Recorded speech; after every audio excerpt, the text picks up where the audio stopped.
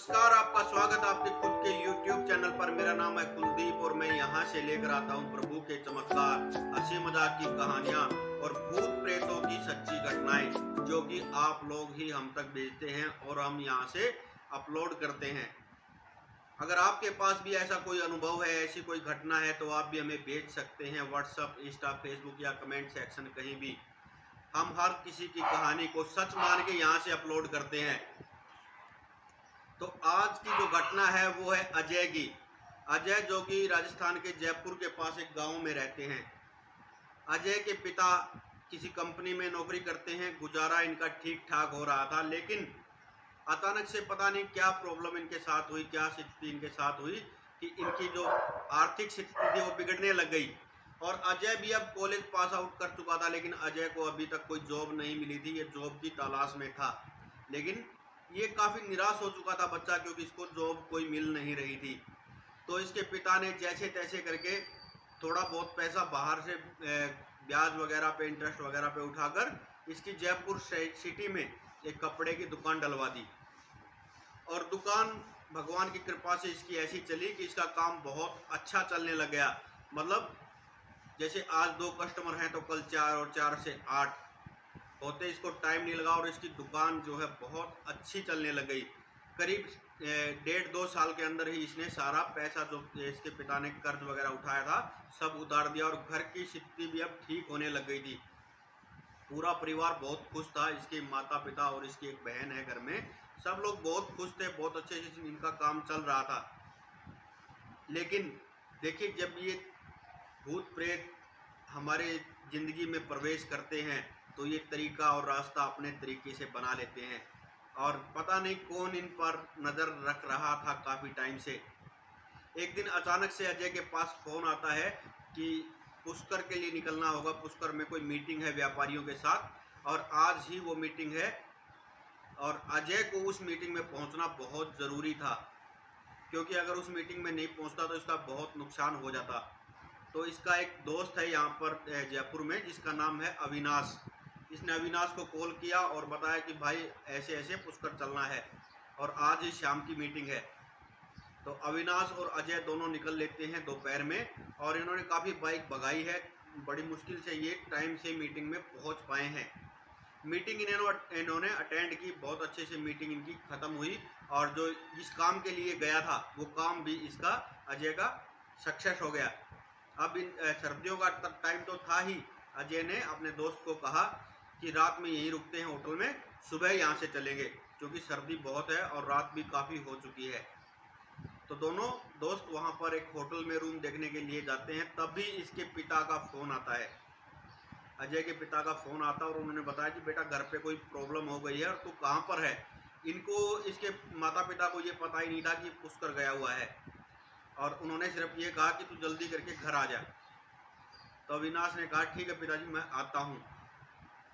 अब इसने आओ देखा ना ताओ, क्योंकि समस्या जो इसके पिता ने बताई थी वो ऐसी समस्या कोई थी कि जिसकी वजह से इसको रात में ही निकलना पड़ गया।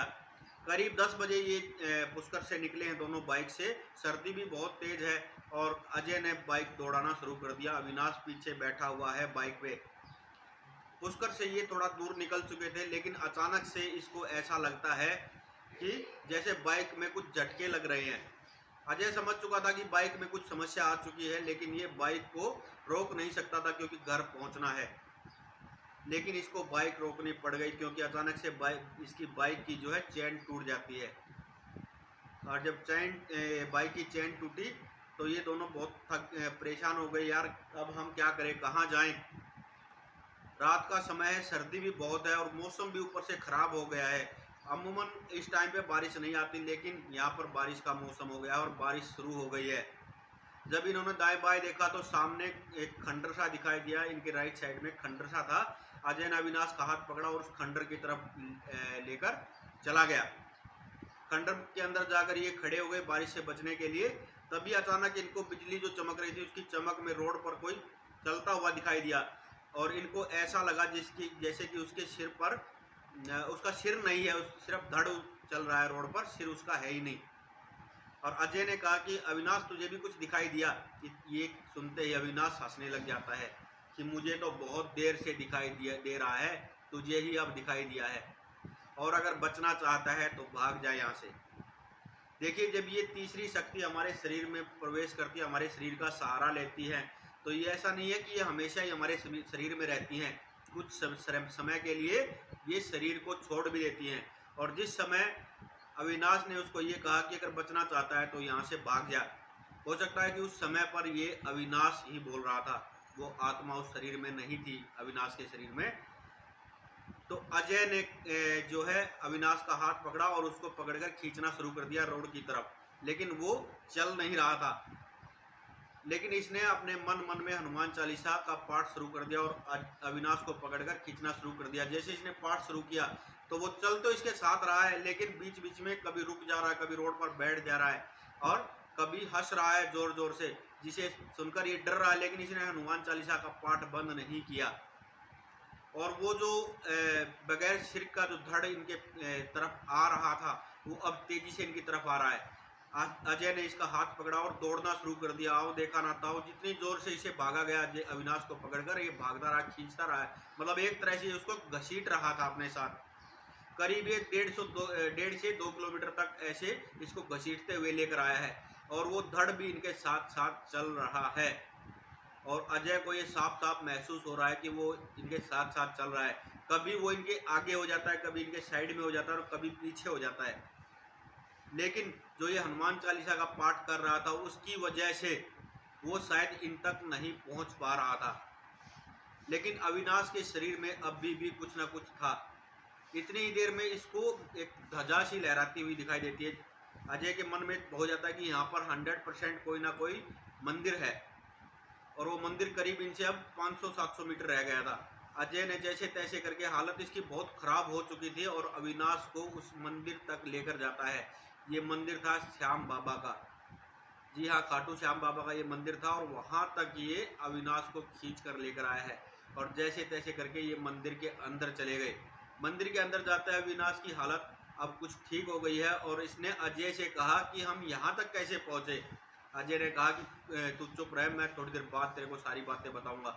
जब ये अंदर गए तो अंदर एक पुजारी जी बैठे हुए थे, पंडित जी बैठे हुए थे, और इन्होंने पंडित जी को सारी बात बताई। तो पंडित जी ने कहा कि बेटा, अब तुम्हें डरने की कोई आवश्यकता नहीं है, तुम बाबा के दरबार में पहुंच चुके हो। यहाँ पर किसी भी शक्ति की, मतलब किसी भी बुरी शक्ति की इतनी हिम्मत नहीं है कि जो इस दरबार की चौखट तक भी आ जाए। और तुम जब पुष्कर गए थे, उस समय तुमने रास्ते में कहीं गलत जगह पर शौचालय कर दिया था, उसकी वजह से ये जो बुरी शक्ति थी, इसको बुरा लग गया, और ये तुम्हारा पीछा कर रही थी। तुम्हारे पास तुम्हारे पिता का फ़ोन आया था? तो अजय ने कहा हाँ आया था। जरा एक बार अपना फ़ोन चेक करना। लेकिन जब अजय ने फ़ोन चेक किया तो इसके फ़ोन में, इसकी कॉल हिस्ट्री में इसके पिता का कोई कॉल रिसीव नहीं हुई थी, मतलब कोई कॉल आई ही नहीं हुई थी इसके पिता की। तो ये देखकर अजय हैरान था। तब पुजारी जी ने बताया कि वो एक छलावा था, तुम्हारे पिता की कोई कॉल नहीं थी। जबकि इसके पिता की कॉल तो अब इसके पास आई जब ये मंदिर में बैठे हैं कि बेटा तू कहाँ है। तो इसने कहा पिताजी मैं ऐसे ऐसे जयपुर आया हुआ था और मैं ठीक हूँ, सुबह तक मैं आ जाऊँगा। तो पुजारी जी ने इन्हें रात तक यहीं रोका, और अविनाश की भी हालत अब बिल्कुल ठीक हो चुकी थी। अब अविनाश के साथ भी कोई समस्या नहीं थी, और ये पूरी रात वहीं मंदिर में रुके हैं। सुबह ये लोग वापस आए, उसके बाद इन्होंने कभी गलती से भी पुष्कर तक गाड़ी, मतलब बाइक से जाने की सोची भी नहीं। और आज भी जब ये इस बारे में सोचते हैं तो इनकी रूह कांप उठती है, दोनों की। जबकि अविनाश को तो याद ही नहीं कि वहाँ पर हुआ क्या था। उसको सिर्फ इतना याद है कि बाइक रुकी थी, उसके बाद कुछ याद नहीं है उसको। तो ये थी दोस्तों आज की कहानी। उम्मीद करता हूँ आप लोगों को पसंद आई होगी, और अगर पसंद आई हो तो लाइक करना, शेयर करना और कमेंट में लिखना जय श्री श्याम, जय वीर बालाजी। और अगर आपके पास भी ऐसी ही कोई कहानी है तो आप भी भेज सकते हैं हमें। और अगर चैनल पर नए हो तो प्लीज़ सब्सक्राइब कर लेना, मुझे आप लोगों की सपोर्ट की बहुत ज़रूरत है। हर हर महादेव, जय श्री श्याम।